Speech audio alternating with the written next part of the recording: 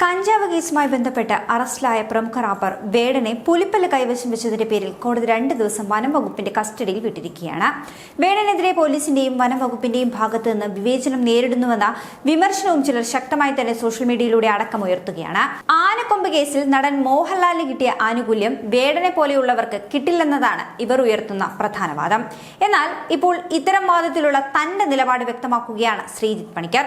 News 18 Malayalam ചാനലിന്റെ ചർച്ചയിൽ പങ്കെടുത്തുകൊണ്ട് സംസാരിക്കുകയായിരുന്നു വലത് നിരീക്ഷകൻ കൂടിയായ ഇദ്ദേഹം. ഇവിടെ ഇന്നലെ മുതൽ നടക്കുന്ന ഒരു കാര്യമാണ് നടൻ മോഹൻലാലിന്റെ വീട്ടിൽ നിന്ന് ആനക്കൊമ്പ് കണ്ടെത്തിയല്ലോ എന്നത്. ആന എന്ന് പറഞ്ഞത് ഡൊമസ്റ്റിക്കേറ്റ് ചെയ്യാവുന്ന ഒരു ജീവിയാണ്. അതിന് സാധ്യതയില്ലാത്ത ഒരു ജീവിയാണ് ഇപ്പുറത്ത് നിൽക്കുന്ന പുലി. ഒന്ന് ആനയുടെ കൊമ്പാണ്. ഈ ചെരിഞ്ഞ ആനയുടെ കൊമ്പ് നിയമപരമായി കൈവശം വെക്കാമെന്നുള്ളതാണ് നമ്മുടെ നാട്ടിലെ നിയമം. എന്നാൽ പക്ഷേ പുലിയുമായി ബന്ധപ്പെട്ട് പുലിയെ ഹണ്ട് ചെയ്യുക എന്ന രീതിയിലാണ് ഉപയോഗിക്കുക. അതുകൊണ്ട് തന്നെ ഡൊമസ്റ്റിക്കേറ്റ് ചെയ്യുവാൻ കഴിയുന്നതല്ല പുലിയുടെ കേസ്. പുലിക്കൊരു ഓണർഷിപ്പ് സർട്ടിഫിക്കറ്റ് ഇല്ല. മറിച്ച് ആനയെ സംബന്ധിച്ച് നോക്കുമ്പോൾ ഓണർഷിപ്പ് സർട്ടിഫിക്കറ്റ് ഉണ്ടെന്നാണ് ശ്രീജിത്ത് പണിക്കർ ഇതിന്റെ നിയമവശമായി പറയുന്നത്.